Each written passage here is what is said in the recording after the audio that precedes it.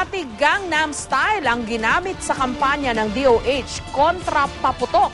May bagong dance moves naman ngayon na ipauuso si Health Assistant Secretary Eric Tayag para raw maiwasan ang sakit sa puso at diabetes. Silipin natin yan sa report ni Bam Alegre. Lumang tugtugin na nga raw ang Gangnam Style para kay DOH Assistant Secretary Eric Tayag. Pagpasok ng bagong taon, bagong sayaw din ang hatid ni Asek Tayag.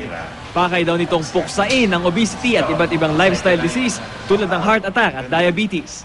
Ito ang Belly Good Executive Edition. Natuklasan ng mga siyentipiko na kung ano ang luwang ng ating bewang ay siya namang panganib ang binibigay sa ating kalusugan. So, mas maluwang yung bewang, mas may panganib tayo na maging obese, magkaroon ng diabetes, sakit sa puso, atake sa puso.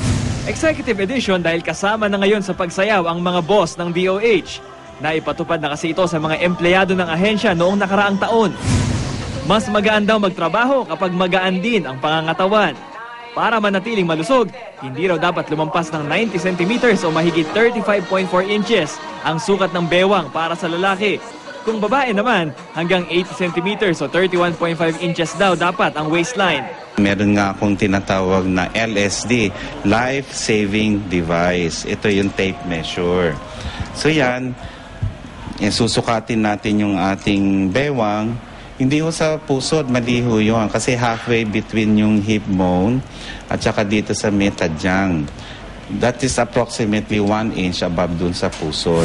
Madali lang daw sundan ang mga steps. Sasali ng tugtuging, Build Me Up, Buttercup.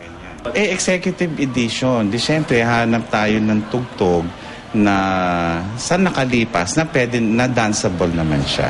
Ito na nga, ituturo na ni Asek Tayag ang kanyang bagong dance step na Belly Good Executive Edition. Sarado, bukan naman sa kaliwa.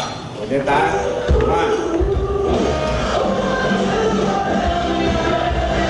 Naniniwala si Asek Tayag na bukod sa mainam na ehersisyo ang pagsasayaw, wala rin daw itong gastos. Siyempre, maigi rin daw sabayan ito ng tamang diet. Bam Alegre, GMA News.